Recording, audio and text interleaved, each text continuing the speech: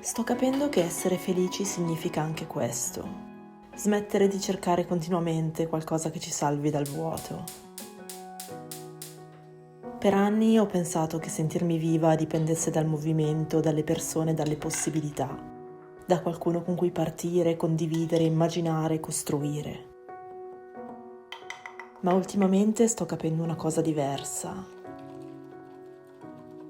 che costruire da sola è un'opportunità, una sfida che la vita mi ha offerto. E questa casa ne è il simbolo, non è solo un posto in cui vivere, è un luogo che mi costringe a fermarmi, a stare quanto basta da incontrarmi davvero. Nel silenzio delle sue stanze i pensieri sono assordanti e sono obbligata ad ascoltarli e comprenderli. Questa cascina l'ho costruita lentamente, un muro alla volta, una stanza alla volta, un inverno alla volta. E forse, senza accorgermene, mentre sistemavo lei, stavo sistemando anche qualcosa dentro di me. Perché ci sono vuoti che nessuna persona può riempire, ci sono silenzi che continuano a rincorrerti finché non smetti di scappare. Ed è strano perché proprio lì dove pensavi ci fosse solo solitudine, a volte anche noia, inizi a trovare il tuo centro. Nel costruire una vita che ti assomigli davvero, in cui stai bene e basta, nonostante tutto, nonostante tutti. Una vita che non ha bisogno di essere riempita continuamente per avere valore, momenti che non devono essere condivisi per essere reali. Forse è questo che sto imparando qui, che sentirsi a casa non dipende sempre da chi hai accanto. A volte dipende dal riuscire finalmente a stare bene dentro la propria presenza.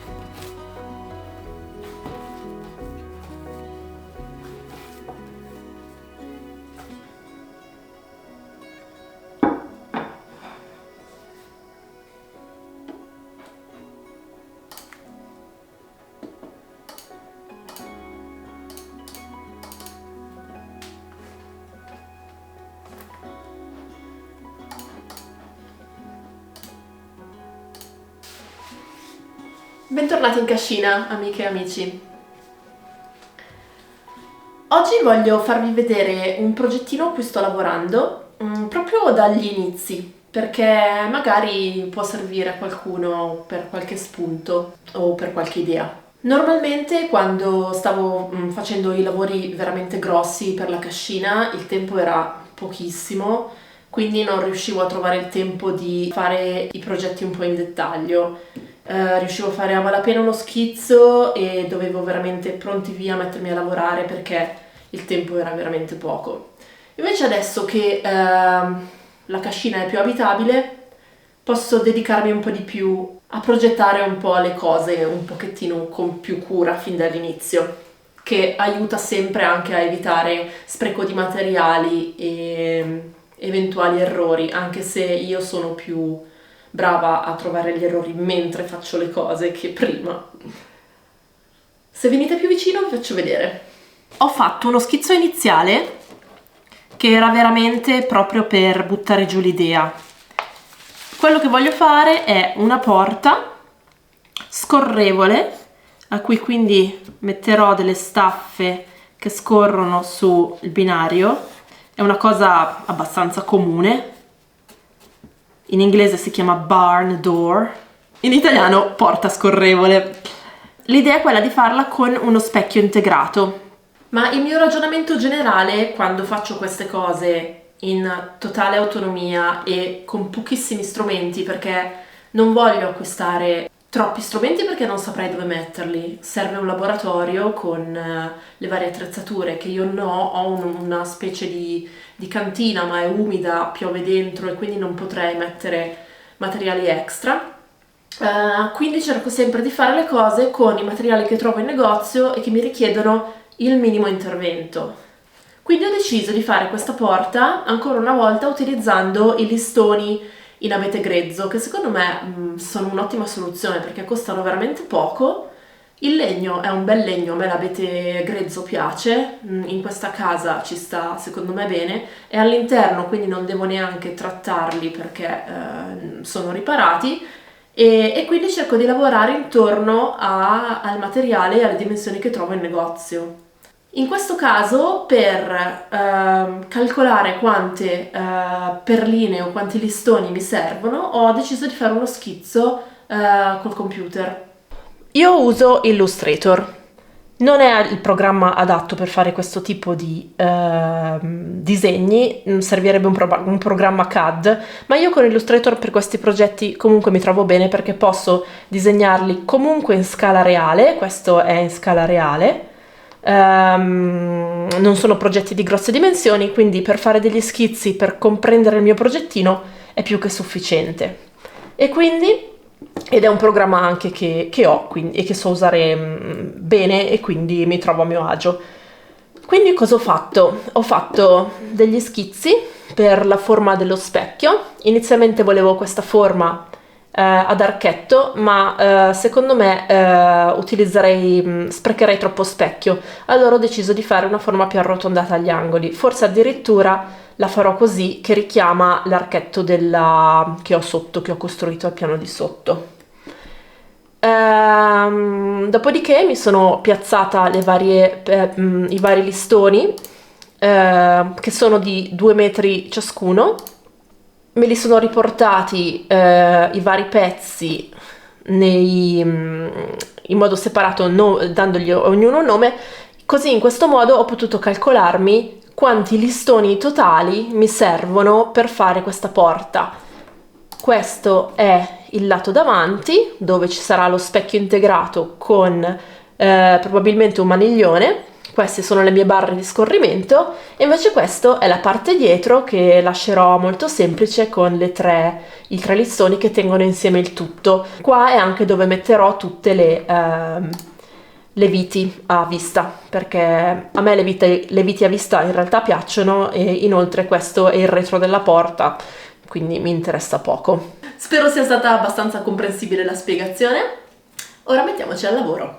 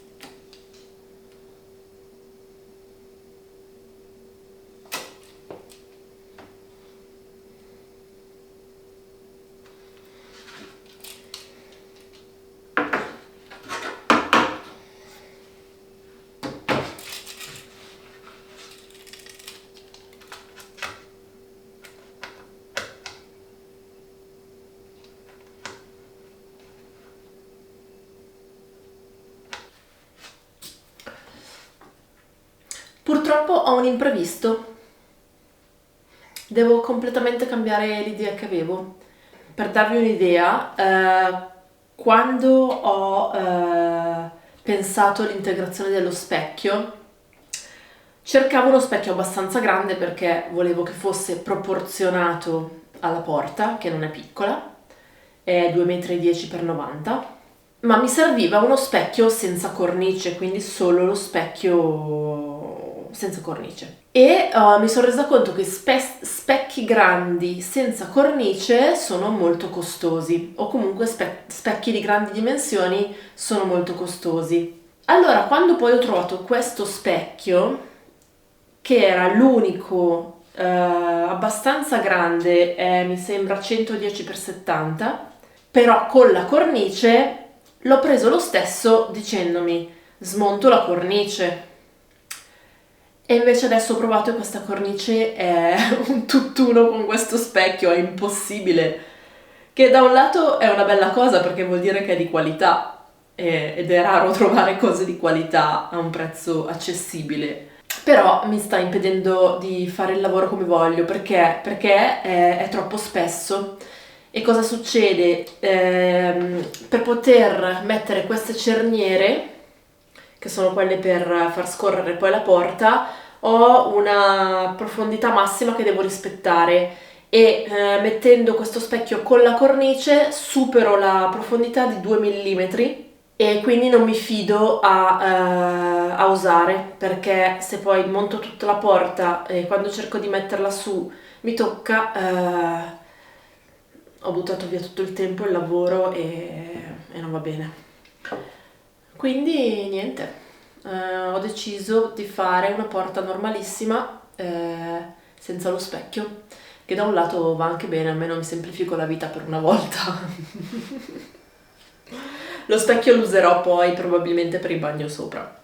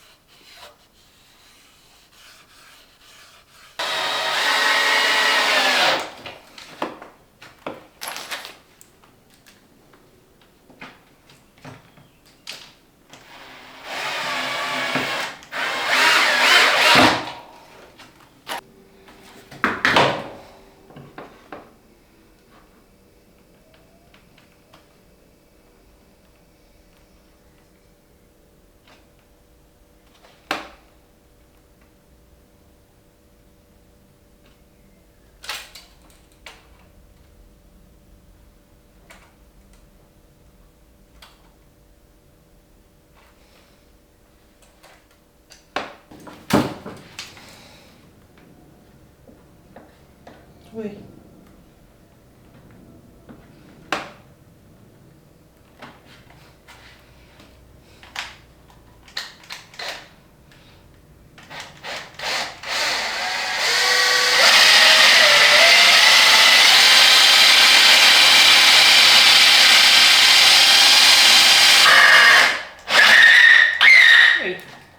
Che cavolo. Ah.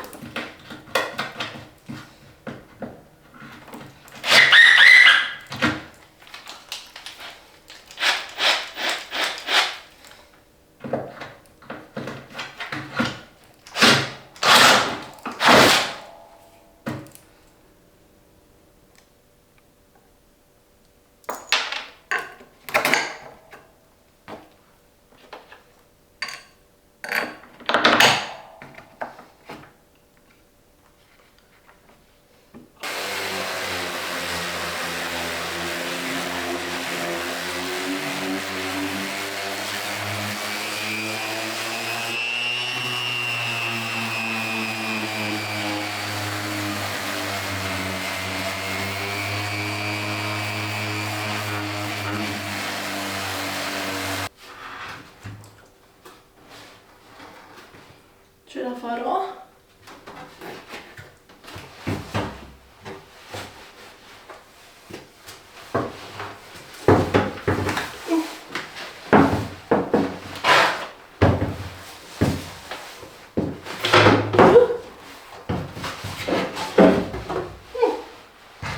Wow.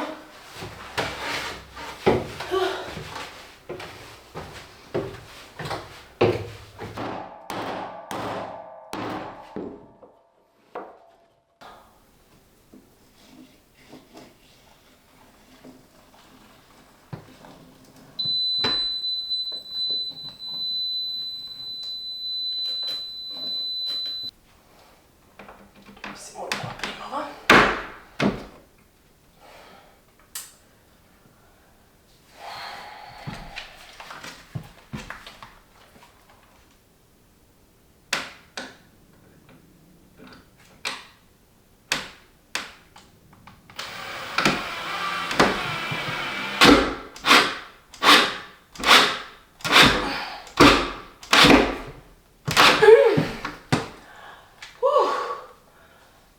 Che fatica.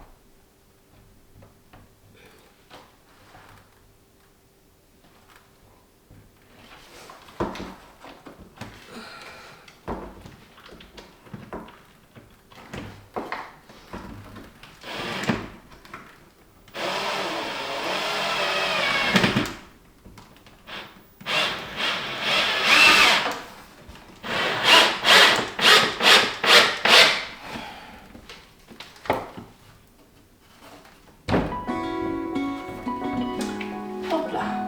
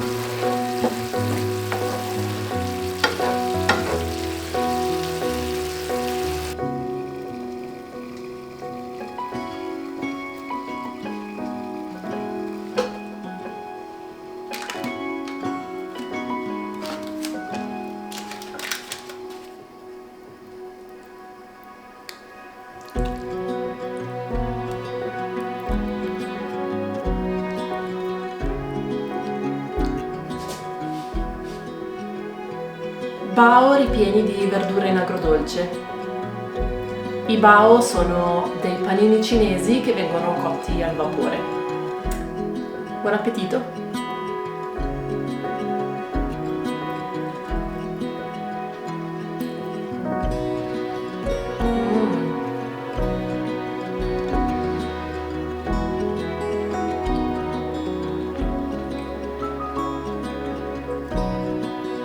Ci vediamo nel prossimo video.